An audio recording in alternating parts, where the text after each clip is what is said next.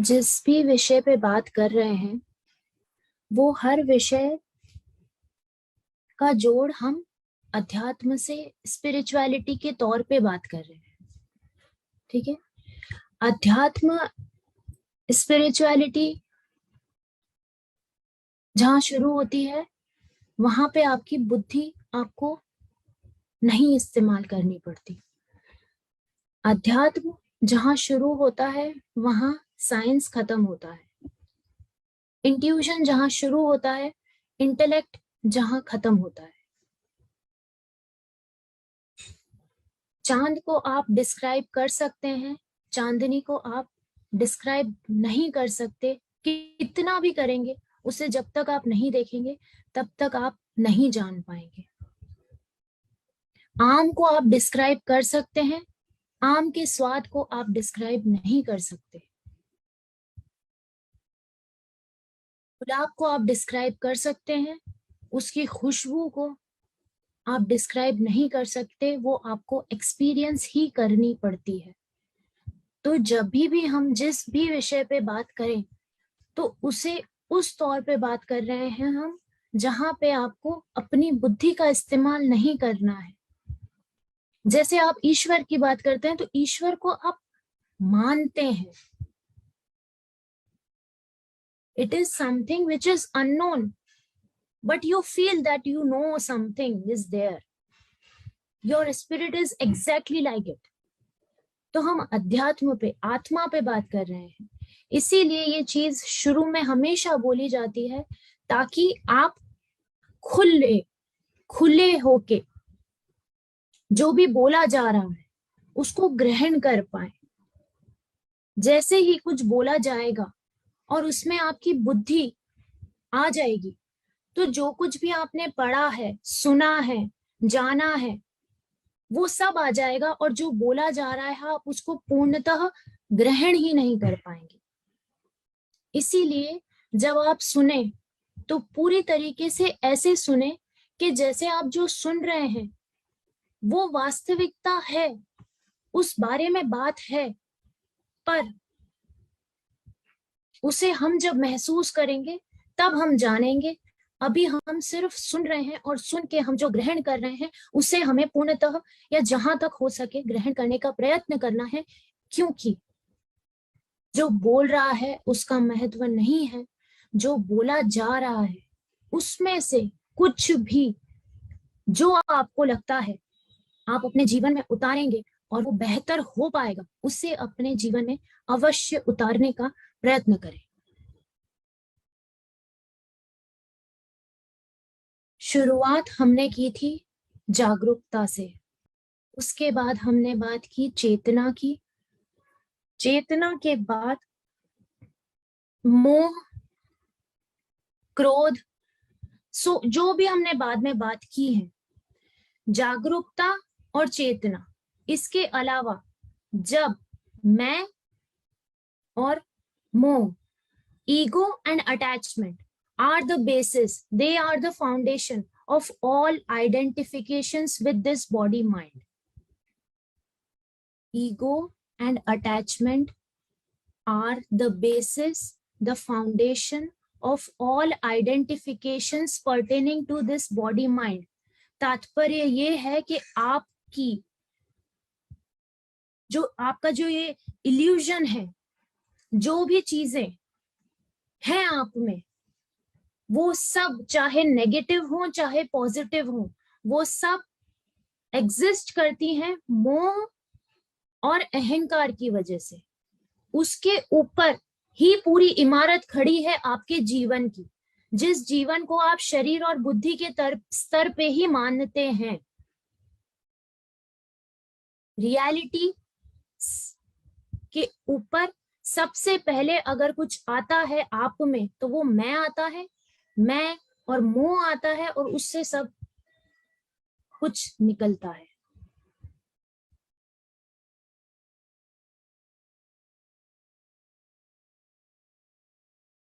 यहाँ जब भी किसी भी विषय में बात की गई है तो हमेशा एक बात हमेशा बोली गई है कि किसी भी चीज को छोड़ना नहीं है। छोड़ना नहीं है, छोड़ने का प्रयत्न नहीं करना है, किसी भी चीज से लड़ना नहीं है, किसी भी चीज को दबाना नहीं है, चाहे वो कोई नेगेटिव इमोशन ही क्यों ना हो, उसे समझना है। जब आप कुछ भी समझ लेते हैं तो उसका एग्जिस्टेंस अपने आप खत्म हो जाता है, चाहे वो क्रोध हो, चाहे वो ईर्ष्या हो।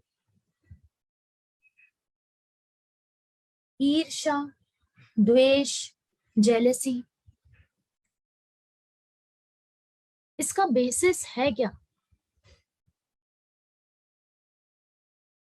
जब हम इस संसार में आए तब हम प्योर सोल थे, प्योर कॉन्शियसनेस। वो चेतना जो थी, उसमें सबसे पहले हमें समझ में आया कि मैं क्या होता है। धीरे धीरे हम बोलने लगे कि मुझे भूख लगी है, मुझे खेलने जाना है।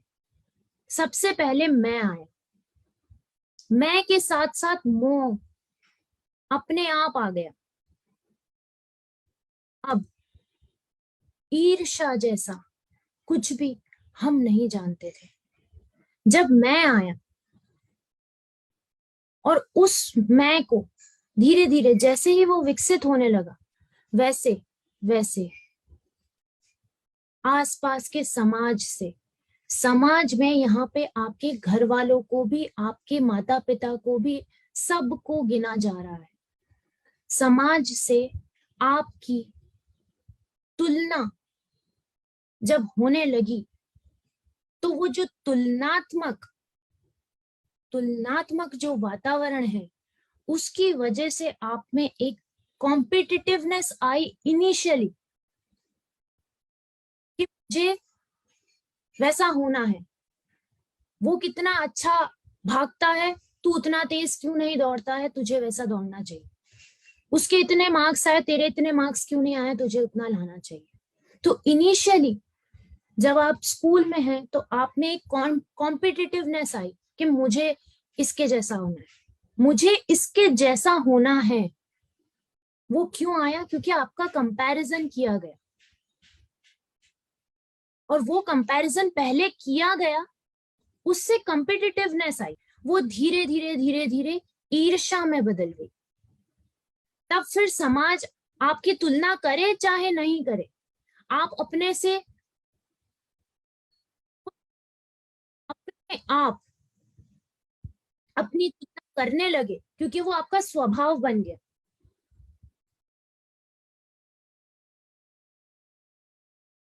इनिशियली जो कॉम्पिटिटिवनेस थी वो कब ईर्ष्या में बदल गई, ये आपको खुद पता नहीं चला, और वो ईर्ष्या आपके व्यवहार का हिस्सा हो गई।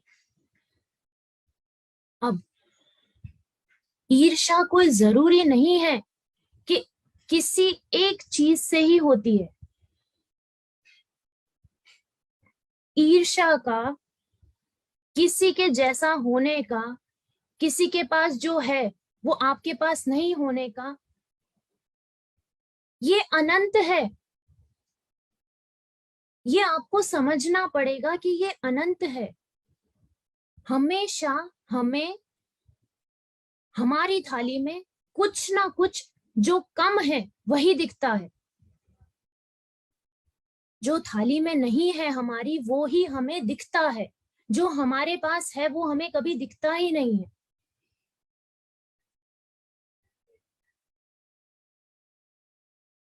इसीलिए बोला जा रहा है कि ये अनंत है, क्योंकि बाहर से देखेंगे, आज हम बाहर से देखेंगे तो हमारे लिए, हमको ऐसा लगेगा, उदाहरण के तौर पे, कि जया बच्चन के पास सब कुछ है, उसे किसी चीज की कमी नहीं है, कितनी बढ़िया लाइफ है उसकी। पर जया बच्चन को पता है कि जब भी वो अपने से थोड़ी सी अच्छी हाइट वाले किसी को भी देखती है, लेडी को, किसी को भी देखती है साथ में, तो उसको ऐसा लगता है कि काश मेरी ऐसी हाइट होती, मेरी हाइट क्यों नहीं है ऐसी। तो there is no end, you are enough as you are perfect as you are. what all will you compete for? हमेशा आप ये सोचेंगे कि मैं ये सीढ़ी चढ़ जाऊं, जब आप वहां चढ़ जाएंगे तो आपको लगेगा कि नहीं, ये होना चाहिए, ये कितना अच्छा दिखता है। हमेशा कोई ना कोई आपसे ज्यादा अच्छा दिखेगा, कोई ना कोई आपसे ज्यादा बलवान होगा, कोई ना कोई आपसे ज्यादा फाइनेंशियली स्ट्रांग होगा, किसी ना किसी के पास आपसे अच्छी गाड़ी होगी। ईर्ष्या का, कंपैरिजन का कोई अंत नहीं है। आप जो हो, आपको अपने आप में सेटिस्फैक्शन, कंटेंटमेंट होना बहुत जरूरी है, क्योंकि ये संसार और इसकी माया ऐसी है कि आप कुछ भी कर जाएं, आप सब कुछ भी पा जाएं, तो भी वो सब कुछ नहीं लगेगा आपको। लाइफ जो है एक मिराज के जैसी है कि बस वहां पहुंच जाएंगे आप तो आपको पानी मिल जाएगा, बट वो आपको जब वहां पहुंचते हैं तो आपको लगता है कि यार ये तो रिफ्लेक्शन था, फिर आप नेक्स्ट पे दौड़ते हैं, फिर आप नेक्स्ट पे दौड़ते हैं, और ऐसे ही लाइफ खत्म हो जाती है। आज बैठ के और ये सोचेंगे कि आप क्या हो जाएगा तो आप खुश हो जाएंगे, आप आनंद को छोड़ें, आप खुश भी हो जाएंगे। वो जब हो भी जाएगा तो क्या वास्तविकता में आप खुश हो जाएंगे?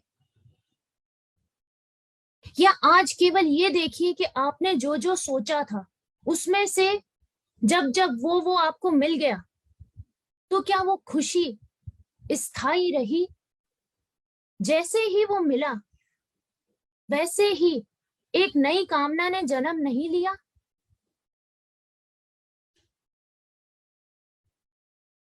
कंटेंटमेंट और सेल्फ सेटिस्फैक्शन जब तक आप वो खुद में नहीं है,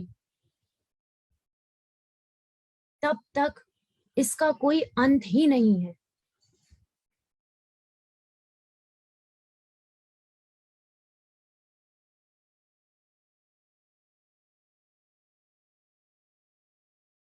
वो एक कहानी है जिसमें बहुत सारी लोग होते हैं और उनको कह दिया जाता है कि आपकी जो लाइफ है और उसमें जो जो भी आपको लगता है कि मेरे लाइफ में मुझे ये सब चीजें नहीं चाहिए, चाहे वो रिश्ते हों, चाहे वो सिचुएशंस हों, चाहे वो जो कुछ भी हो, जो कुछ आपको नहीं चाहिए उसकी एक गठरी बना के आप रख दे सामने। सबने रख के बना के रख दी सामने, और फिर उनको बोल दिया गया कि आप जो चाहे वो गठरी उठा ले। सब ने वही गठरी उठाई जो उन्होंने रखी थी, क्योंकि जो आपके पास है, आपको पता है कि आपके पास जो है वो में बहुत है। आप नाखुश हैं क्योंकि आपको अपने आप में कमी लगती है, पर आप ये भी जानते हैं कि मैं अब अगर किसी और को देख रहा हूं तो सिर्फ मैं वही देख रहा हूं जो मैं देख पा रहा हूं।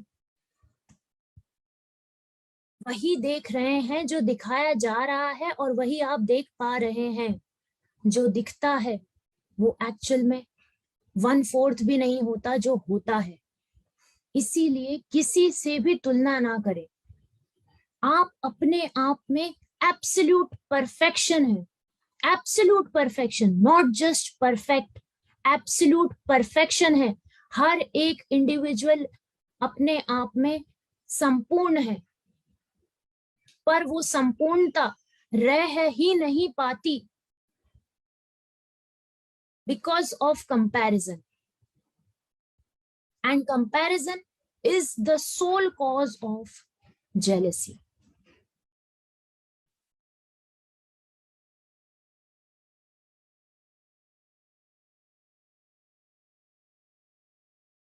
अपने ऊपर वालों से हमें जेलसी होती है, और हमारे नीचे वालों को, हमसे जो नीचे हैं, उनको देख के हम अहंकार करते हैं। एक बात हमेशा जीवन में ध्यान रखिए, जब भी आपको लगे कि ये मेरे पास कमी है, मैं बहुत दुखी हूं और इसके पास ये सब कुछ कितना अच्छा है, तब हमेशा अपने से जो नीचे है उसको देखिए। और जब भी आपको लगे कि आपने सब कुछ पा लिया, तब हमेशा अपने से ऊपर वाले को देखिए। एक लाइन हमेशा याद रखिए, क्योंकि चाहे जितने भी ऊपर आप पहुंच जाएं, कुछ होगा जो कम होगा। इसलिए एक लाइन हमेशा याद रखिए, जो अपने जीवन में प्रज्ञा को जिस लाइन ने बहुत हेल्प करी है, और वो लाइन है, तूने केवल अपना ही दुख देखा है। तूने केवल अपना ही दुख देखा है, सचमुच बहुत ही कम देखा है। हमें लगता है कि हम जो चीज से गुजर रहे हैं उससे बड़ा कुछ भी नहीं है, but life is not about that. जो चीज आपके पास है ना, उसके लिए 90% लोग क्रेव कर रहे हैं, मर रहे हैं कि हमारे पास ये हो। आप गिनेंगे ना अपनी ब्लेसिंग्स को, तो जो आपके पास नहीं है ना, वो आपको बहुत कम लगने लगेगा। अपनी ब्लेसिंग्स की, आपके पास जो कुछ है, जो कुछ आपको मिला है, उसकी एक लिस्ट बनाइए। आपको लगेगा कि वो लिस्ट जो है वो खत्म ही नहीं हो रही है, क्योंकि उस लिस्ट में अगर पहली लाइन कुछ आएगी तो वो ब्लेसिंग है, to be a human being. That is your biggest asset. You are a human being, what more can you ask for? And then the list is unending.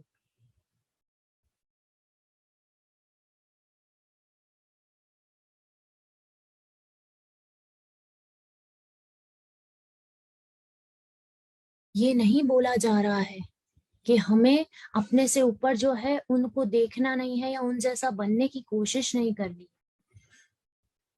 उनको देखना है, पर उनको देख के खुश होना है।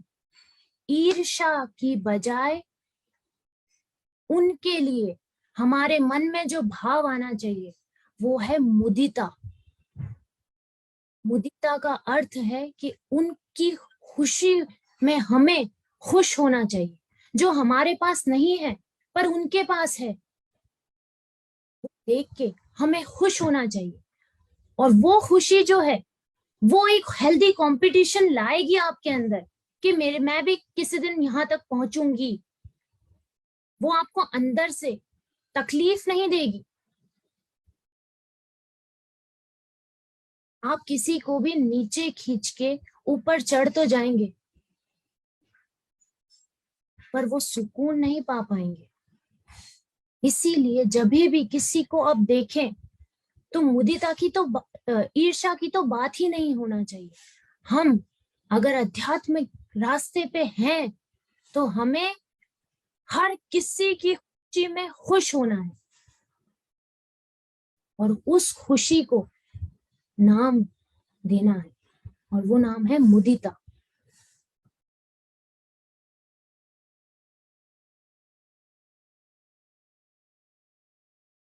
कौन क्या बोलता है, कौन क्या करता है, कौन क्या नहीं करता है, ये आपकी रिस्पॉन्सिबिलिटी नहीं है। आपकी रिस्पॉन्सिबिलिटी केवल और केवल आप खुद हैं। अगर आपको compete करना है, आपको अगर compete करना भी है किसी से, तो वो केवल खुद से करना है। जो आप कल थे उससे बेहतर आपको आज होना है। जो आप आज हो उससे बेहतर आपको अगले क्षण होना है। कोई और कंपटीशन नहीं है हमारा। हमारा कंपटीशन केवल हम खुद हैं। हमें अपने आप से बेहतर होना है, किसी और से बेहतर होना हो। इतना अपने जीवन का उद्देश्य बनाएं कि आप जो थे, जिस तरीके से आप इस संसार में आए, उससे बेहतर इस संसार को बना के जाएंगे, कुछ दे के जाएंगे, कुछ हो के जाएंगे। अध्यात्म के रास्ते पे इतना उद्देश्य अवश्य रखें अपना, कि अपना कंपटीशन जो है केवल अपने आप से करें। आपकी रिस्पॉन्सिबिलिटी केवल आप है। संसार को नहीं बदलना है हमें, संसार से कंपीट नहीं करना है हमें, आपको सृष्टि नहीं बदलनी है, आपको अपनी दृष्टि बदलनी है, तो सृष्टि अपने आप बदल जाएगी। बहुत बहुत धन्यवाद। Thank you. निश्चित ही आज हम एक नए संदर्भों में इस शब्द को जान पाए कि जेलसी कैसे मुक्ति पा सकते हैं, और बी ए ह्यूमन बीइंग का जो प्रिंसिपल है वो प्रिंसिपल ही नहीं है, वो हमारी जीवनचर्या होनी चाहिए, जीवन शैली होनी चाहिए। साथियों, हम आपकी ओर बराबर देख पा रहे हैं कि आप अपनी जिज्ञासाएं हैंडल्स करके आप पूछ सकते हैं, बात रख सकते हैं। जो भी साथी हैं अपनी बात सीधे तौर पर डॉक्टर प्रज्ञा पुरोहित जी से पूछ सकेंगे। हम आपको आमंत्रित करते हैं। तो जो भी साथी अपनी बात रखना चाहते हैं जरूर रखेंगे। आपने एक बहुत मनोहर बात कही कि आपको मिलने वाले जो आशीर्वाद हैं उनकी आप सूची तो बनाइए। उस सूची में तो मैडम हम गुम ही गए, उसके बाद पता ही नहीं आपने क्या क्या बोला है। मैं कहीं गुम गया था, क्योंकि मैं समझ नहीं पा रहा था कि हम कितनी सूचियां बनाते हैं, पर इसकी सूची कभी नहीं बनाई।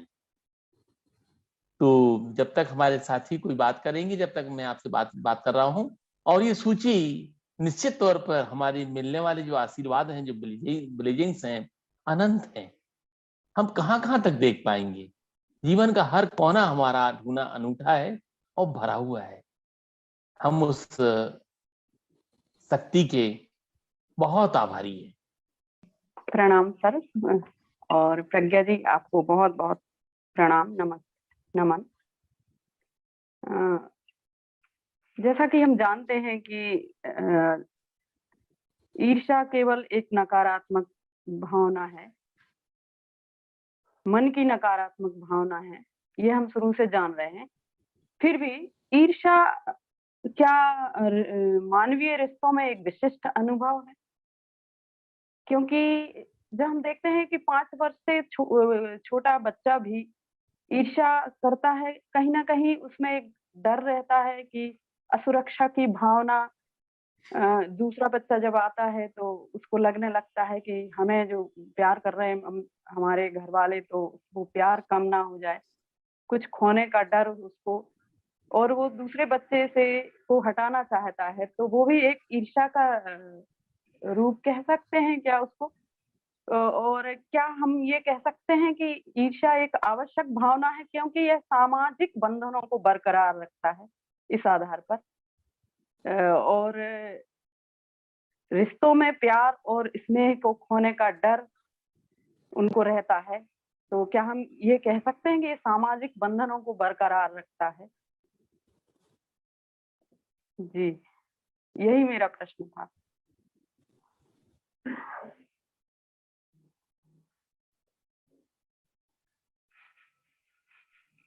आपका प्रश्न बहुत अच्छा है, क्योंकि जो रह गया होगा वो आपके प्रश्न से उत्तर के तौर पे वो भी निकल जाएगा। जो आपने बच्चों की बात की, जैसे आपने बच्चों की बात की, वैसे ही आपने, अगर आपके घर पे किन्हीं किन्हीं के घर पे आपने पेट डॉग्स देखे होंगे, उनमें भी ये चीज होती है। जो बचपन में हम में होती है वही पेट डॉग्स में होती है ना। सबसे पहला जो आंसर है इसका, ये 2 पार्ट्स में है ये क्वेश्चन। तो जो पहला पार्ट है आपका बच्चों वाला, देखिए एक होती है ईर्ष्या और एक होती है इनसिक्योरिटी। उसको इनसिक्योरिटी होती है बच्चे को। इनसिक्योरिटी आपके अंदर घृणा नहीं लाती, उसको सिर्फ ये लगता है कि मैं कहीं मुझसे कहीं कम तो नहीं करने लग जाएंगे, ये होता है, उसमें घृणा नहीं आती। ईर्ष्या में ना आप अंदर से घृणा आती है और आप अंदर से खुद को ज्यादा नुकसान पहुंचाते हो। वो अपना हक खुद मांगने के लिए बार बार आ जाता है। ईर्ष्या में आप वो चीज पा भी नहीं पाते, घृणा भी आती है और आप अंदर से जलते हो। आप खुद जो सामने वाले को जिससे भी आप ईर्ष्या कर रहे हो उसका कुछ नहीं जाता। वो नेगेटिव इमोशन जो है आपको अंदर से खोखला करता है, आपकी जो एफिशिएंसी है उसको भी कम करता है। तो ईर्ष्या आप में घृणा लाती है, इसीलिए ईर्ष्या वैसे गलत है। बाकी जो सामाजिक तौर पे आप पूछ रही हैं, तो इसीलिए बोला गया है कि ईर्ष्या की जगह हम मुदिता भी रखेंगे अगर, तो हम जुड़े रहेंगे समाज से, पर हम अंदर से खुद नहीं जलेंगे। ये ऐसी बात हो जाती है कि हम किसी से अपनी तुलना भी कर रहे हैं, हम कम भी हैं, हम अपने आप को तकलीफ भी दे रहे हैं, और साथ साथ में पूरी प्रोसेस के दौरान हमने अपने अंदर ही अंगारे रख रखे हैं और हमें पता ही नहीं है कि वो अंगारे हमें खुद ही जला रहे हैं। तो इसीलिए ईर्ष्या से घृणा आती है, इनसिक्योरिटी और मुदिता से घृणा नहीं आती। इसीलिए ईर्ष्या गलत है, मुदिता इनसिक्योरिटी अपनी जगह पे अच्छी है, क्योंकि वो हक जानती है और वो आपको अंदर से एक स्ट्रेंथ देती है कि मुझे यहाँ तक पहुंचना है, पर खुशी से जाते हैं आप वहां तक। यहाँ तक आप अपने आप को, ईर्ष्या में आप अपने आप को प्रूव करने के लिए जाते हैं। यहाँ आपको प्रूव नहीं करना, आपको खुद को बेहतर होना है ताकि आप वैसा हो पाए, वैसे बन पाए। बहुत सुंदर, बहुत बढ़िया। आपको बहुत बहुत थैंक यू मैडम। अर्थात अपनी क्षमताओं के बारे में संदेह करना ईर्ष्या की भावना है, दूसरी तरफ यही कह सकते हैं हम। और आपने जो बताया कि मुदिता, वास्तव में ये शब्द इतना प्यारा लगा, और इसको यदि हम धारण करने तो शायद किसी से ईर्ष्या ही ना हो कभी जीवन में। Thank you madam. Usha ji, जैसे आपने जैसे आपको ये शब्द बहुत प्यारा लगा, वैसे ये शब्द प्रज्ञा का नहीं है। प्रज्ञा ने भी कहीं से सुना है, प्रज्ञा को इतना ज्ञान ही नहीं है। ये शब्द उसने बोला कि जेलसी नहीं होती, पर मुझे अच्छा लगता है किसी को ऊंचाई पे देख के, मुझे उसकी खुशी में खुशी होती है, तो किसी ने बताया कि उसको मुदिता बोलते हैं। तो प्रज्ञा का ज्ञान नहीं है, ये जिन्होंने बताया उन्होंने आप तक पहुंचाया। जी thank you ma'am, thank you जी। हेमंत जी का हैंड रेस है, हेमंत जी को आमंत्रित करना चाहेंगे। नमस्कार साहब जी। अच्छा, आज का टॉपिक बहुत ही अच्छा है। अब इसमें मैं एक चीज ये जानना चाहता हूँ कि ईर्ष्या की वजह से क्या किसी इंसान की प्रगति भी हो सकती है?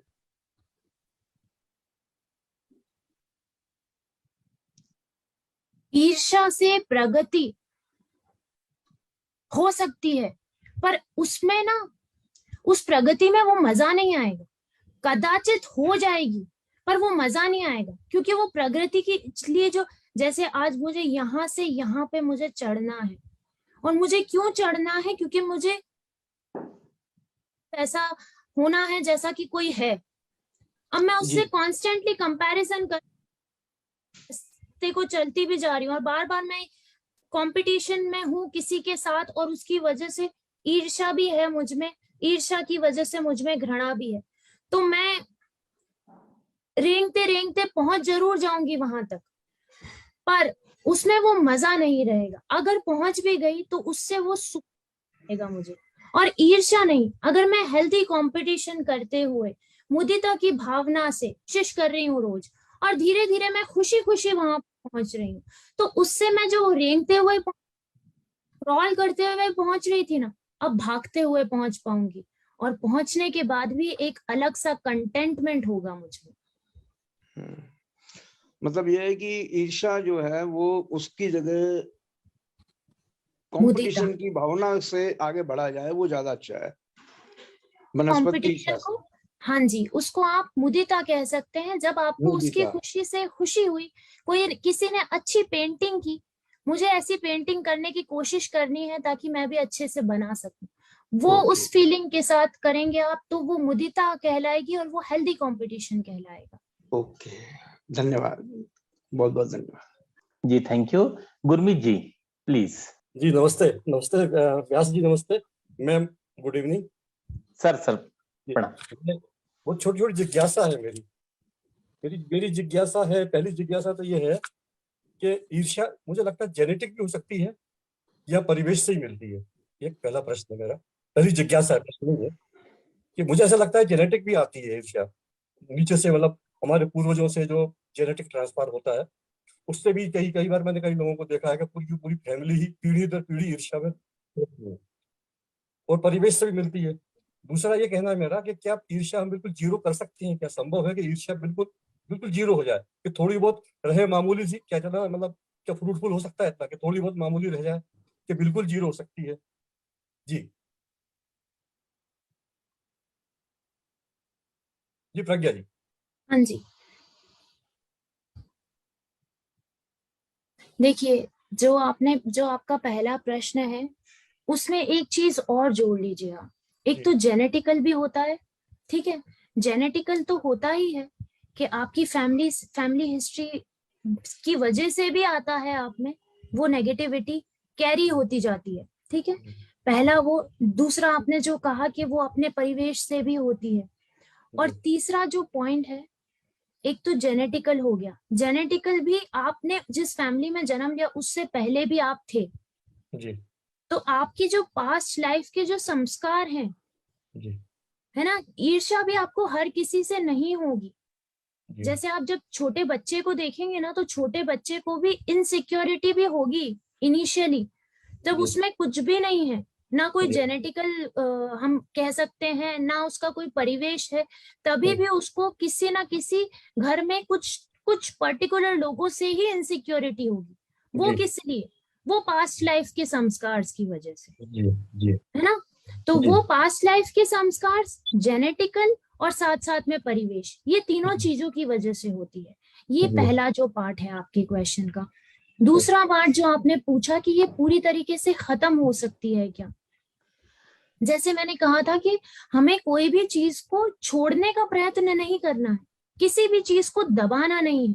अगर मैं ओशन के ऊपर एक बांध लगा दूं, तो जब भी उसमें थोड़ा सा भी लूप होल होगा तो वो फटके और बाहर आएगा, जी इसीलिए दबाना नहीं है उसे। आज हम जी समझ गए हैं कि ईर्ष्या के जैसे ही दूसरी चीज है जिसे हम हेल्दी कंपटीशन या मुदिता कह सकते हैं, तो जी उसे उसमें ट्रांसफॉर्म करना है, जी उसे ट्रांसफॉर्म करना है बजाय दबाने के।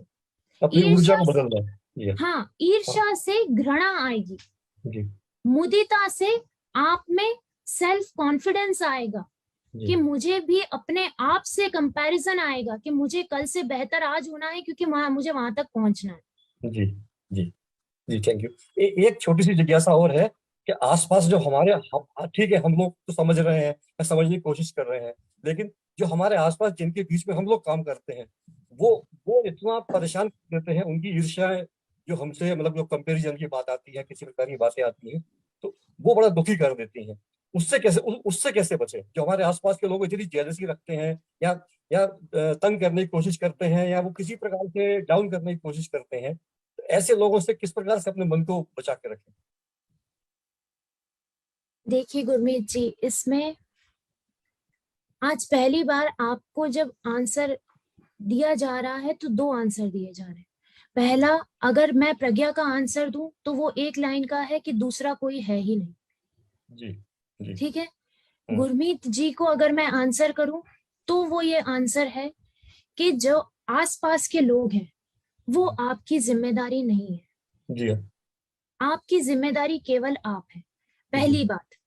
दूसरी बात, आज मुझसे कोई बेहतर है, जी आज ही किसी से इस बारे में बात हुई है, जी मुझसे कोई बेहतर है, ठीक है, मैं जी। जानती हूँ कि वो उसकी एक्सक्लूसिविटी है, वो जो उसके पास है वो मुझ में नहीं हो सकता, जी। तो मैं क्या करूंगी, मैं वहां तक पहुंच भी नहीं सकती और वो मेरे अंदर आ भी नहीं सकती चीज। एक्सेप्टेंस तो मैं क्या करूंगी कि बाकी लोगों को उसके बारे में कुछ भी ऐसा बोलूंगी जिससे मैं उसको नीचे गिरा सकूं। जी। जब मैं उसके लेवल पे नहीं चढ़ सकती तो मैं उसको नीचे गिराने की कोशिश करूंगी दूसरों की नजरों में, और जी। उससे कहीं ना कहीं खुद को सुकून पहुंचाऊंगी कि मैं कहीं तो पहुंच गई। जी। तो फिर वो भी आपकी गलती नहीं है, वो आपकी रिस्पॉन्सिबिलिटी नहीं है। और तीसरी बात, जब भी इस तरीके की कोई बात होती है तो एक बात ध्यान रखें कि बात हमेशा, जब भी बात होगी, कोई भी कंट्रोवर्सी होगी, किसी के भी पीठ पीछे बात होगी, तो वो कुछ ना कुछ तो है। क्योंकि बात आज आप अमिताभ बच्चन की ही करते हैं, राखी सावंत की नहीं करते। जी। सही। जी हाँ, जी हाँ। हाँ। कुछ क्वालिटी है तभी लोग अगर जेलसी बिल्कुल, करते हैं, तो कुछ क्वालिटी भी है, तो हमें अपने आप को अप्रिशिएट करना चाहिए, सेल्फ को, वी आर समथिंग, कुछ तो लोग वी इसलिए। Are something, absolutely. Yes, yes, yes. Thank you ma'am, thank you. Thank you ma'am. Thank you Ramesh ji. Thank यू सर। जी रसिका जी को मैं राहुल जी को बुलाना चाहूंगा, पहले उनका हैंड पहले है। जी Rahul ji, doctor Rahul. Hello ma'am, good evening ma'am. Ma'am मैं एक्चुअली सर जो अभी इनने जो क्वेश्चन पूछा था उसमें मैं एक चीज और ऐड ऑन करना चाहता हूँ। जैसे जो सोसाइटी ईर्ष्या रखती है आपसे, तो अगर वो उस ईर्ष्या के उसमें कुछ तुम्हारे अगेंस्ट कुछ करने की कोशिश करते हैं या फिर तुम्हारे खिलाफ कोई साजिश रचते हैं, तो उस चीज को कैसे डील करना चाहिए? हमें वो एज अ रिवेंज डील करना चाहिए या फिर मतलब किस हिसाब से डील करना चाहिए मैम? सोसाइटी कुछ भी कर ले, जो आप हैं या जो आपको बिलोंग करता है, जो चीज आपकी है, वो कुछ भी करके वो थोड़े समय के लिए आपसे थोड़ी सी दूर जरूर कर सकती है, but they can not take it away from you.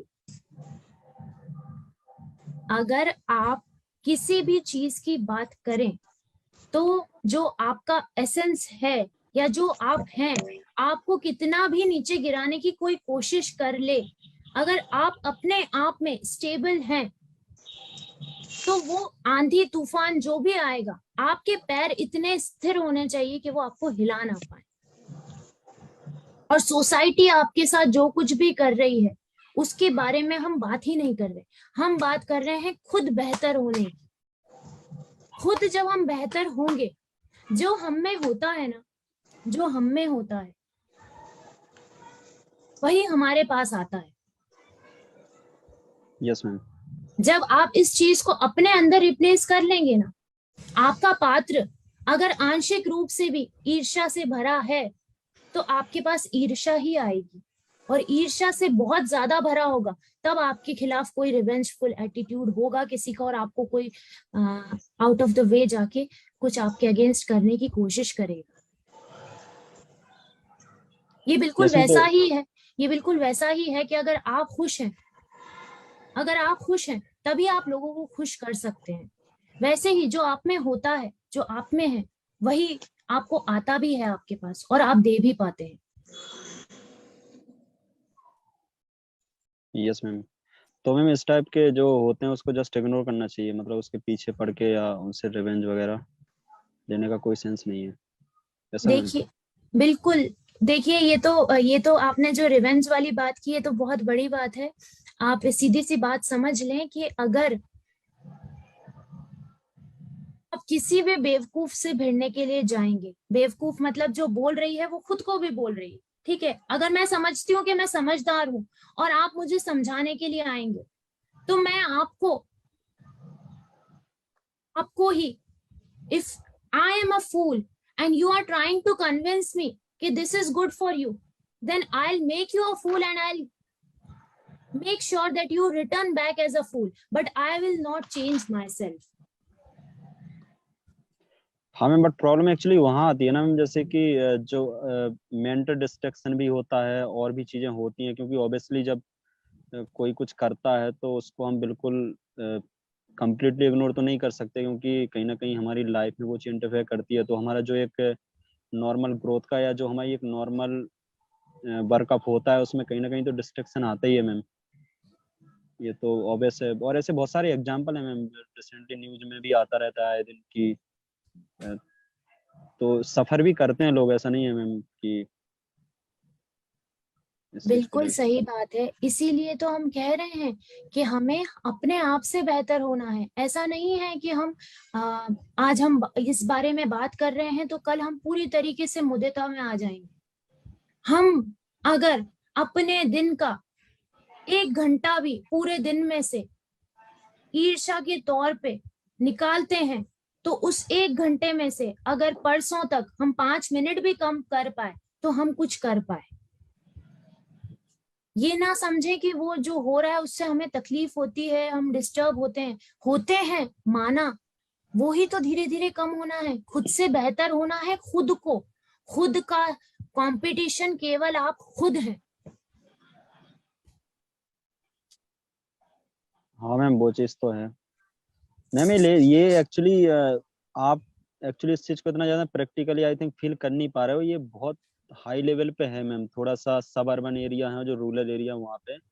मतलब आप ये सोचो कि ये जो भावना है जेलसी की, पर्सन एक दिन में पूरा कंप्लीटली फिनिश कर देते हैं पर्सन का कैरियर और हर एक चीज। इसके बहुत सारे एग्जांपल है मैम, मैं एक प्रैक्टिकली बोल रहा हूँ मैम। मतलब जीलसी की है जस्ट सो फेक एलिगेशन लगा देते हैं, फेक सेल्फ इंजरी करके, और तुम्हारे खिलाफ एफआईआर करवा देंगे।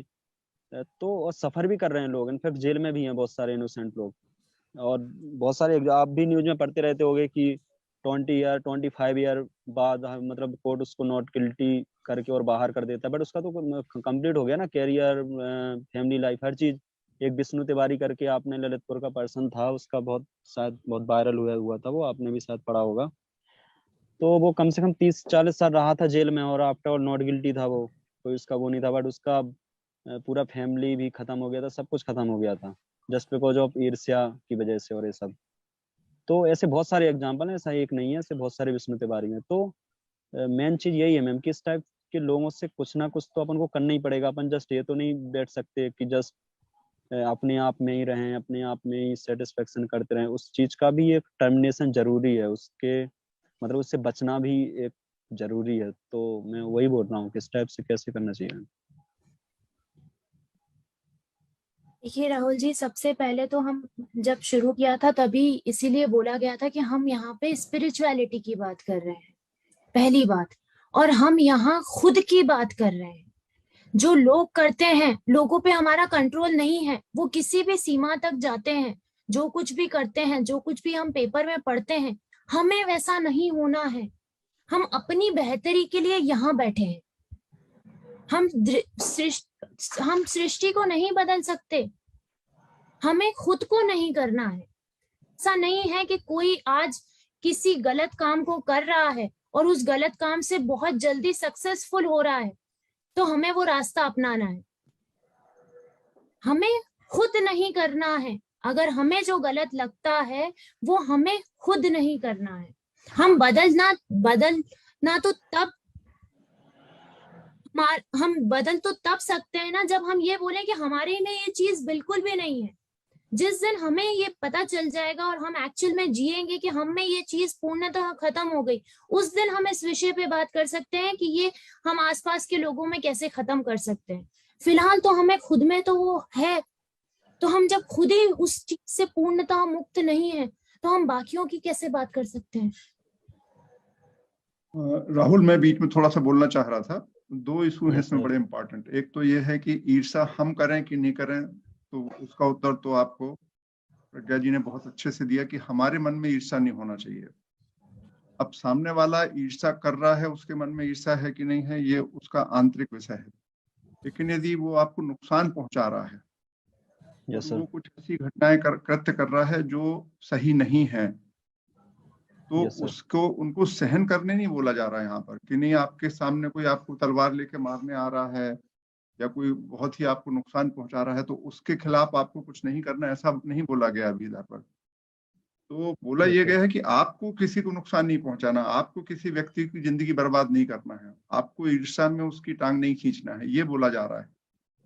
Yes, sir. ईर्ष्या में लोग टांग खींचते हैं, ये सत्य है और ये ऐसा नहीं होना चाहिए। और यदि कोई आपकी टांग खींच रहा है Yes, तो sir. 2 आपके पास विकल्प है, या तो आप उसको इग्नोर करो या उसके खिलाफ लड़ो। तो वो परिस्थिति बताएगी कि आपको इग्नोर करना है कि आपको उसके आगे जाना है ना। तो यस सर। उस तरीके से डिसीजन करना। तो ये बिल्कुल नहीं बोला जा रहा है कि यदि आपके साथ अन्याय हो रहा है तो आप उसको चुपचाप सहन कर लो, ऐसा नहीं बोला जा रहा है। बहुत यस ही सर। सिंपल तरीके से बोला जा रहा है कि आपको ईर्ष्या करना चाहिए कि नहीं करना चाहिए। तो आप समझ लीजिए कि आपको सामने वाला ईर्ष्या कर रहा है तो आपको भी करना, करते रहिए। तो ये पर्सनल लेवल पे बात की जा रही है कि हमें ईर्ष्या करना है कि नहीं करना है।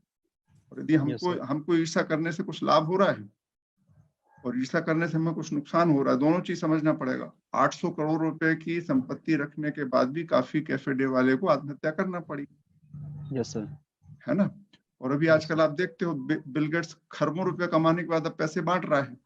सब चीजें sir. समझ के आपको अपने संदर्भ में निर्णय करना है कि ईर्ष्या होना चाहिए कि नहीं होना चाहिए। Yes sir. ये बात है, ऐसी बात कही जा रही है यहाँ पे। मैं रसिका जी को बुलाना चाहूंगा, प्लीज। डॉक्टर प्रज्ञा, आपका ये विषय बहुत अच्छा है, बहुत मतलब इसमें जितना चिंतन करो उतना मटेरियल हमको मिलता है अच्छी विचार रखने के लिए। मेरा प्रश्न आपसे ये है कि ऐसा कहते हैं कि जहाँ प्यार होता है वहां पे नेगेटिव फीलिंग्स नहीं होती या नहीं होनी चाहिए। तो ईर्ष्या जो है वो एक नेगेटिव फीलिंग है, हम सब लोग महसूस कर सकते हैं उसको। तो मेरा आपसे ये प्रश्न है कि is it possible that where love exists, jealousy also exists, and if it does, then मतलब कहीं ना कहीं हम प्यार और मोह के बीच में अंतर नहीं समझ पा रहे हैं शायद, या तो हो सकता है हमसे कुछ गलती हुई है। क्योंकि जैसा मनोहर सर ने कहा कि हम जो कर सकते हैं वो क्या क्या चीज है, वो आप उस चीज का पिक्चराइजेशन कर रहे हैं so that we can work on ourselves। तो आप ये मुझे पहली चीज तो आप मुझे ये बताइएगा कि जहां पर प्यार एग्जिस्ट होता है वहां क्या पॉसिबल है कि जेलिसी भी एग्जिस्ट हो, क्योंकि वो एक नेगेटिव फीलिंग है और होना नहीं चाहिए। और अगर होती है तो क्या हम प्यार और मोह के बीच में अंतर नहीं समझ पा रहे हैं, और इस चीज को हम अपनी लाइफ में कैसे उतारे, मैं आपसे इस बारे में पूछना चाहती थी।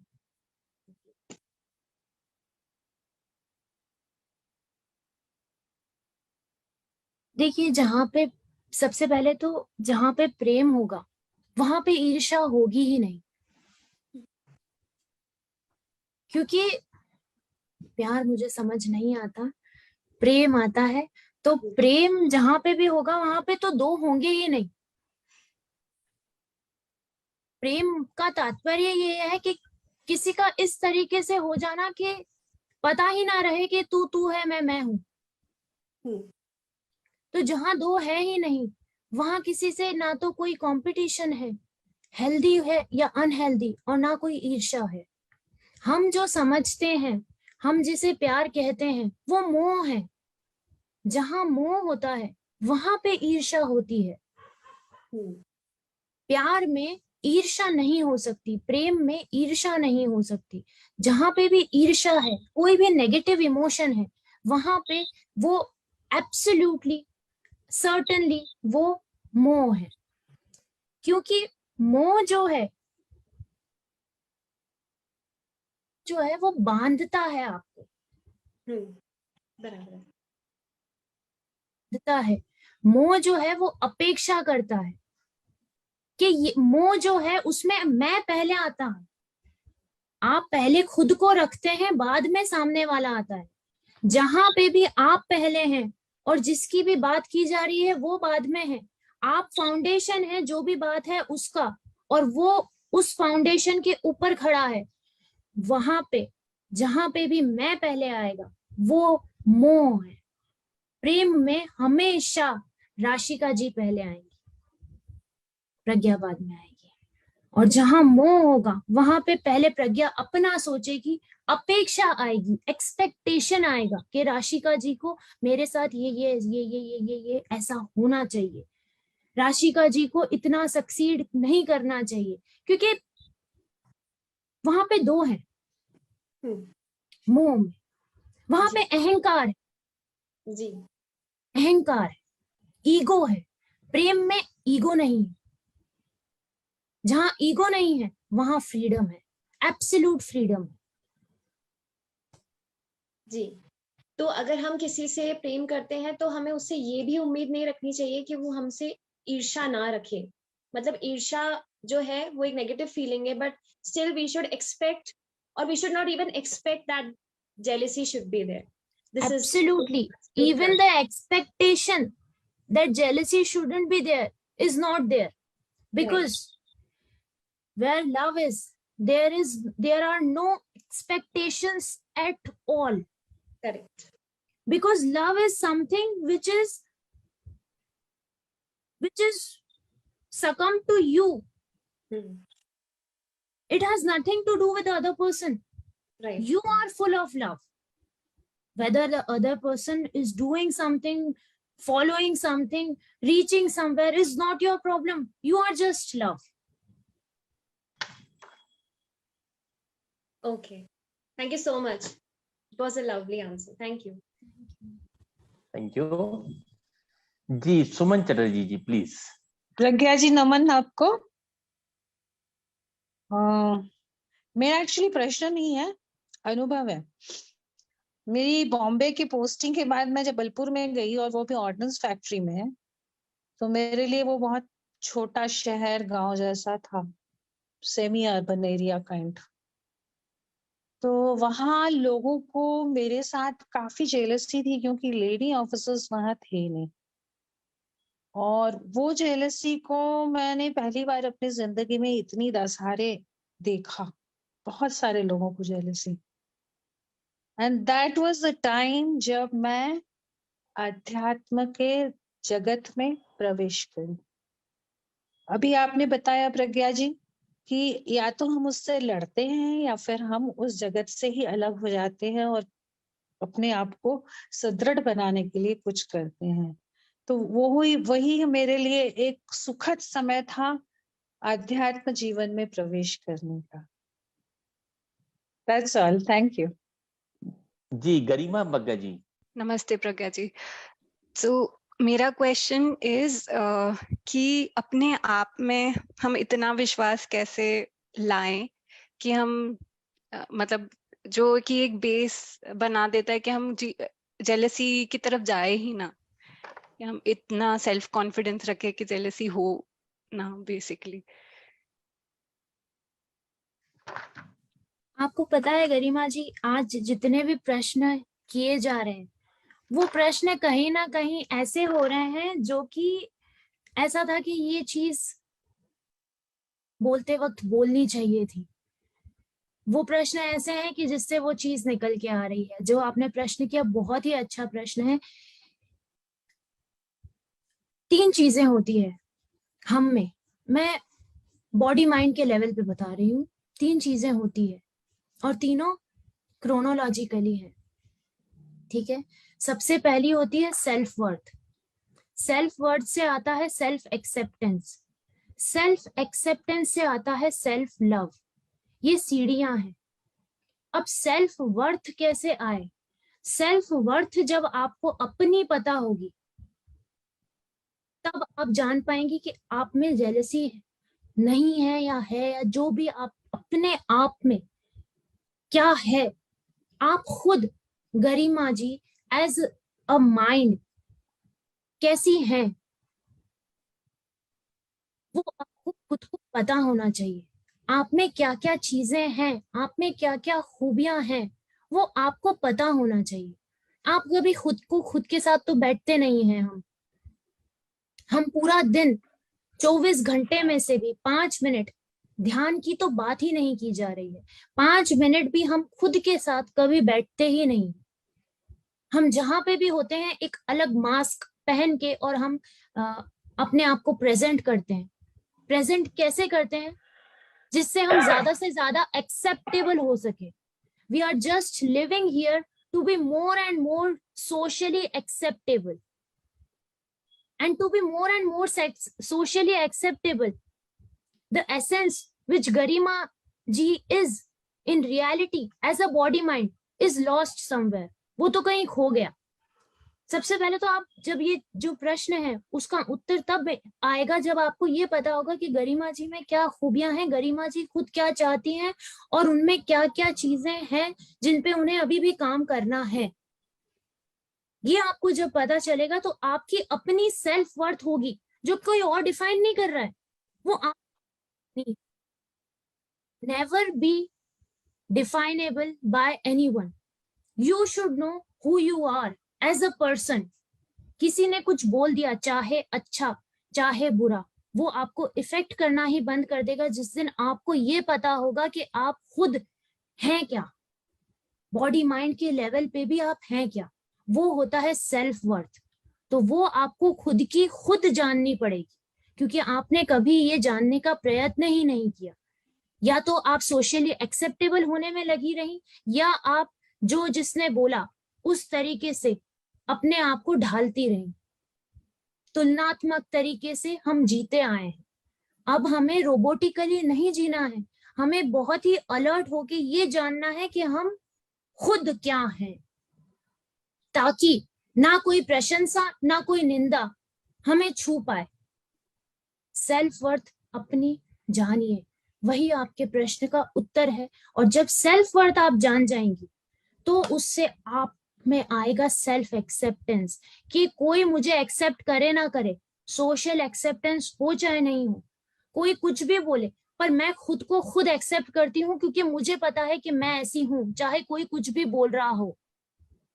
और वो जब आएगा ना, तो आप में खुद के लिए प्रेम आएगा, खुद से आप प्यार करेंगी। अभी हम खुद से भी मोह ही करते हैं, खुद को ही बदलने की कोशिश करते रहते हैं। जिसने जो बोल दिया वो पहन लिया, जिसने जो बोल दिया वैसे बाल बना लिए। हम खुद क्या चाहते हैं ये तो हम जानते ही नहीं। सेल्फ वर्थ जाने, उससे सेल्फ एक्सेप्टेंस आएगा, सेल्फ एक्सेप्टेंस से सेल्फ लव आएगा। जब ये सब आ जाएगा तो अपने आप ईर्ष्या कोई कारण ही नहीं रह जाएगा। जी, ये काफी अच्छा आपने वो बताया, मतलब डिटेल में इसका रीजनिंग। मुझे एक क्वेश्चन और है रिलेटेड टू दिस, कि how do I know my self more. Self को कैसे और अच्छे से बेहतर तरीके से जाने। मतलब आपने बोला अपने साथ टाइम स्पेंड करना, बट सो मेडिटेशन करना is a practice I do follow, पर what is it that is also required along with meditation? Yeah, we are not talking here about meditation, and meditation is not something which can be done. We are talking here about self introspection. For example, self introspection के लिए जो example है, example ये है, किसी ने किसी भी बारे में गरिमा जी के लिए कुछ बोला और गरिमा जी ने वो सुना, उसके सामने, उनके सामने नहीं बोला गया, बट उनको वो पता चला।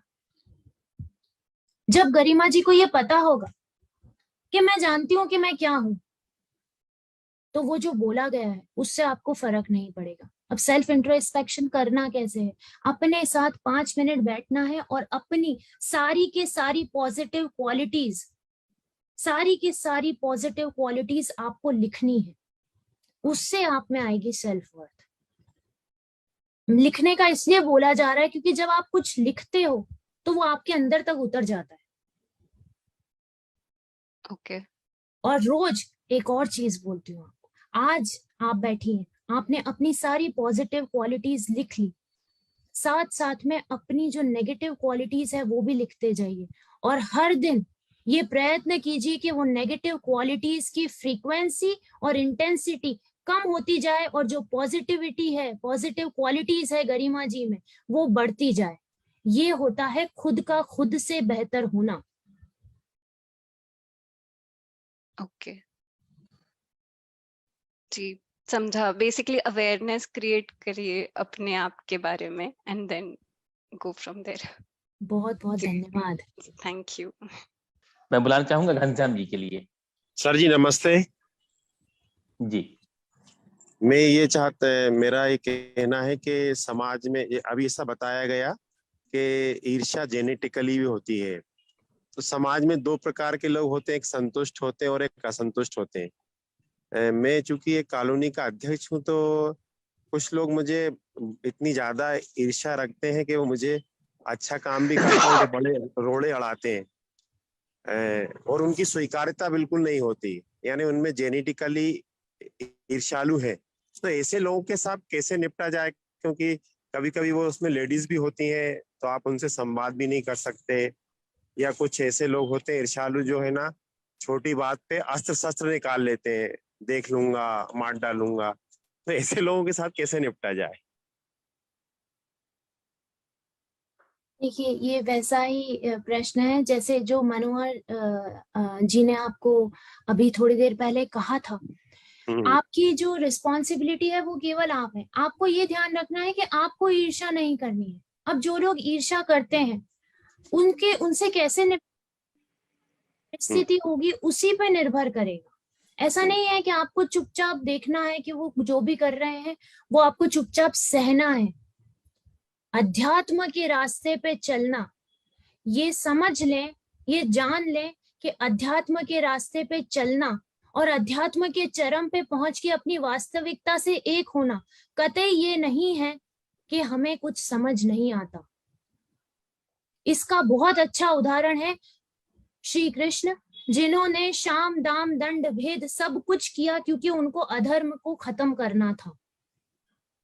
तो यहाँ पे होना ये नहीं है कि हमें कुछ समझ में नहीं आता, हमें सब समझ में आता है, और जहां पे जिस तरीके से उस समझ को लगाना है वो लगाना है। समझ में आना और फर्क पड़ना, इसमें अंतर है। समझ में आना और उसी चीज से उसी समय उस टाइम पे ही निपटना, बस ये अंतर होता है नॉर्मल लोगों में और आध्यात्मिक लोगों में। लोगों को समझ में आता है और वो उनको फर्क पड़ता है उससे जो कई दिनों तक चलता है। इस रास्ते पे हमें समझ आता है और हमें ये पता होता है कि उस परिस्थिति से उस समय कैसे निपटना है। वो जिस तरीके की भी है हम उससे निपटते हैं और हम वैसे ही आगे बढ़ते हैं जैसे कि हम थे। यही अंतर है केवल उनमें और हम में। तो वो डिपेंड करेगा कि वो जो करेंगे उस समय आपको किस तरीके से निपटना है, क्योंकि इंटेंसिटी क्या है ईर्ष्यालु की आपके साथ कुछ करने की, उसी हिसाब से आपको निर्णय लेना है कि उनके साथ कैसे निपटना है।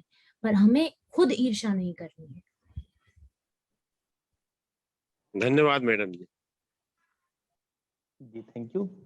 राहुल जी अपनी बात पुनः रख पा रहे हैं? सी Rahul ji. Hello ma'am, good evening ma'am. एक जो ईर्ष्या और अहंकार, इसके अलावा भी एक और भाव होता है, वो होता है इनकेपेबिलिटी और inability in spite of will.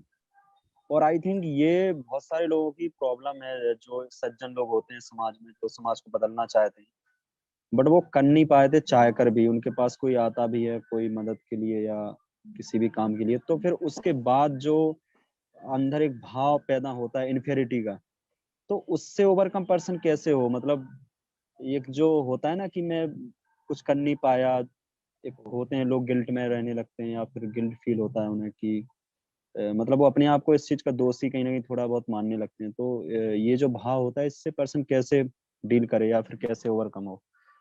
सबसे पहले तो ये जान लें आप यस मैम। कि whatever happens, जो होता है वो होता है। Yes ma'am. You are man is not the doer। आप करता है ही नहीं, और कोई ऐसा है ही नहीं जो कुछ भी नहीं कर सकता या कुछ भी नहीं कर पाया। आज अगर मेरी किसी को जरूरत है कि मुझे उसको हॉस्पिटल लेके जाना है और मैं किसी कारणवश नहीं ले जा पाई, तो उससे इंफीरियर फील करने की बजाय अगर उसी समय या उसके दूसरे दिन मैं किसी भूखे को देख रही हूँ, तो अगर मैं उसको रोटी खिला पा रही हूँ तो वो भी मुझे वही कंटेंटमेंट देगा। वो जरूर नहीं है कि जब आपसे मदद की उम्मीद की जा रही है या आपकी मदद करने की चाहत है, तब आपके पास उतनी कैपेबिलिटी हो कि आप कर पाए। पर आप उतनी चद्दर तो अपनी खोल सकते हैं जितनी आपकी कैपेबिलिटी है। If you are feeding a hungry person, so you are doing as much as you have. You are doing something, and moreover, you are not the doer. It is happening through you. You are chosen to feed that person, so that is also enough. आपको चांद तारे तोड़ना ही कुछ करना नहीं होता। छोटे से छोटी चीज भी जो किसी भी इंसान की लाइफ में कुछ ना कुछ डिफरेंस ला सकती है, वो करें। Yes ma'am. Thank you. मैं दो बातें सर की पढ़ पा रहा था, दुबे सर की। क्या ईर्ष्या प्रतियोगिता की प्रेरणा है? और दूसरा था, क्या बिना प्रतियोगिता के विकास संभव है? मुदिता प्रतियोगिता की प्रेरणा है। मुदिता और ईर्ष्या में सिर्फ इतना ही अंतर है, दोनों कंपटीशन है। एक अनहेल्दी कंपटीशन है, अनहेल्दी जिससे कर रहे हैं उसके लिए नहीं, हमारे लिए। और मुदिता हेल्दी कंपटीशन है, जिसमें हम बेहतर होना चाहते हैं, उस जैसा होना चाहते हैं, पर वो जहां पे है उसको देख के हमें रोज तकलीफ नहीं हो रही। तो प्रतियोगिता पर ईर्ष्या जो है वो अनहेल्दी कंपटीशन है, जिससे हम खुद को तकलीफ पहुंचाते हैं, हमारे लिए अनहेल्दी है। और मुदिता जो है वो हेल्दी कंपटीशन है, जहां पे हम किसी को देख रहे हैं, उसको देख के रोज खुश हो रहे हैं, और जिसको देख रहे हैं वो हमारे लिए इंस्पिरेशन बन रहा है, ना कि कोई घृणा की भावना ला रहा है। प्रतियोगिता एक तुलना ही है, मैं ऐसा मानता हूं। तो फिर कैसे ये हेल्दी हो पाएगी, प्लीज? देखिए, पहला और जो आखिरी प्रश्न था आपका, वो दोनों का इसी एक ही उसमें जवाब देने का प्रयत्न किया जाएगा। देखिए, प्रतियोगिता शब्द तब आया जब सामाजिक विकास हमारा नहीं होगा, अगर प्रतियोगिता नहीं होगी तो। सबसे पहले तो यही बोला गया था कि आपका जो कंपटीशन है वो स्वयं आपसे है। अब अगर रमेश जी कहीं पे हैं जहां पे प्रज्ञा पहुंचना चाहती है, तो अगर रमेश जी कहीं पे हैं और हेल्दी कंपटीशन के तौर पे पहुंचना चाहती है, हेल्दी मतलब वो खुश है कि आज रमेश जी हैं, मुझे इन जैसा बनना है, ये मेरे आइडियल है, तो मैं रोज चाहूंगी कि मैं ज्यादा से ज्यादा अपने आप में परिवर्तन लाऊं और अच्छे से अच्छा होने की कोशिश करूं, ताकि मैं वहां तक पहुंच पाऊं। तो मैं रोज आपको देख के खुश हो रही हूँ और खुशी से अपने आप में अच्छाई के तौर पे परिवर्तन ला रही हूँ। तो मेरा खुद से भी कंपटीशन है कि मैं कल से बेहतर हो रही हूँ आज, और मेरा कंपटीशन ये भी है कि मुझे वहां तक पहुंचना है जहां तक मैं अभी पहुंची नहीं। तो मैं हंसते खेलते उस रास्ते को काट रही हूँ। और जब मैं ईर्ष्या के तौर पे अनहेल्दी कंपटीशन में होती हूँ, तो मैं रोज आपको देख के तकलीफ उठाती हूँ कि यार ये मेरे पास क्यों नहीं है, मैं यहाँ तक क्यों नहीं पहुंच रही हूँ। तो वो मुझे अंदर से फ्रस्ट्रेशन लाता है। बिल्कुल, मैं एग्री करता हूँ, बहुत 100% बात सही है। और दूसरा शब्द आया था कि मैं कुछ हूं, इस शब्द के साथ हमें वहां से हट जाना चाहिए। तो दोनों विरोधाभासी दिखाई दे रहे हैं मुझे। कुछ ये एक अंदर से एक कॉन्फ्लिक्ट पैदा कर पा रहा था।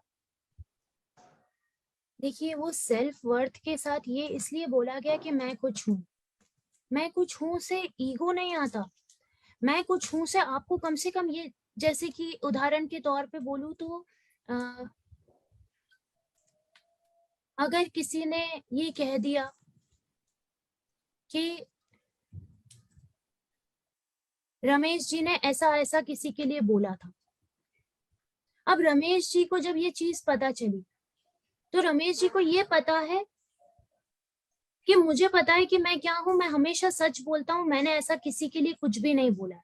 पर वो मैं कब बोल पाऊंगी खुद से वाले से भी, वो माने या ना माने उससे मुझे फर्क भी नहीं पड़ेगा, पर वो मैं खुद से कब बोल पाऊंगी, जब मैं खुद जानती हूँ कि मैं सच के अलावा कुछ भी नहीं बोलती हूँ। एग्री 100%, बहुत बढ़िया। रमन जी 2 बार एग्री हैंड रेज करे हैं, शायद कोई जिज्ञासा है? Sir good evening, sorry good evening Pragya ji, please. हाँ जी, मेरा एक क्वेश्चन ये है, जैसे भी आज का जो टॉपिक है जेलस वाला, ठीक है, मेरा ये टॉपिक है कि जैसे प्रज्ञा मैम, आप मेरा सब जानते हैं, मेरा इश्यूज जो चल रहे हैं। कई लोग ऐसे हैं इसमें जो पहले बहुत अच्छी बॉन्डिंग थी, अब वो बॉन्डिंग कम हो गई है, बहुत कम क्या, बहुत ज्यादा कम हो गई है। शायद कुछ जेलस हो रहा है, कुछ हो रहा है, या कई बार मेरे को एक दो बार मैसेज भी डायरेक्टली और इनडायरेक्टली भी दिया गया कि नहीं, you have to make distance now, ठीक है, जैसे आपका इश्यू हो गया उसके बाद आपको डिस्टेंस बनाना पड़ेगा आगे आगे लाइफ में सबके साथ। तो ये ऐसा क्यों होता है कि हम, अगर मैं, जैसे आपने मेरी कल का मेरा स्टेटस देखा मेरी मदर इन लॉ के साथ, कई लोग भी अपने अपने जलते हैं, उनमें क्यों जलते हैं आई डोंट नो। अगर मैंने स्टेटस डाल दिया है, क्यों डाला है, ठीक है, कुछ और चीजें हैं मेरी, जैसे मैं कई चीजों में मैं थोड़ा सा हर्ट होता हूँ चीजों को लेके, पर मेरे को जेलस नहीं है, मेरे को ये फील हो रहा है कि अगले लोगों ने गैप रख दिया है ड्यू टू सम जेलस। अगर हम मे बी हमारी जो एज है, एज में 2-3 साल का डिफरेंस है, ज्यादा नहीं। ये मेरा पॉइंट है। देखिए रमन जी, सबसे पहली बात, ईर्ष्या आपको खुद नहीं करनी है, ये हम समझ गए हैं अभी तक। जो आपका प्रश्न है, आपको इस संसार के बाहर खड़े होके इस संसार का एक सत्य ये है, अटल सत्य नहीं बोल रही हूं मैं, क्योंकि वो हर किसी के लिए सत्य नहीं है। मैं बोल रही हूँ सत्य जो है इस संसार का वो ये है कि यहाँ पे एक की तकलीफ दूसरे का तमाशा होती है। तो जो अब तक आप तकलीफ के तौर पे, जब तक आप सामने वाले के सामने रो रहे हैं, तब तक उन्हें कंफर्टेबल और अच्छा लग रहा है कि ये तकलीफ में है और ये रो रहा है। जब आप वो ही परिस्थितियां हैं और आप खुशी खुशी अपना समय निकाल रहे हैं और उनके साथ आपने सब परिस्थितियों को अपना लिया है और हंसी खुशी जीने का प्रयत्न कर रहे हैं, तो वो जो लोग हैं उनको उसी चीज से तकलीफ हो रही है कि ये खुश क्यों है, ये तो कल तक रो रहा था, ये अब खुश क्यों है। तो वो आपकी प्रॉब्लम नहीं है, वो उनकी प्रॉब्लम है। उनके साथ सिंपैथी रखिए कि वो अभी इतने छोटे हैं कि उन्हें वो समझ ही नहीं है। तो छोटे बच्चों के साथ जैसे हमें होता है कि इन्हें अभी समझ ही नहीं है कि ये कर क्या रहे हैं, तो उनसे आप अपने आप को तकलीफ ना दें।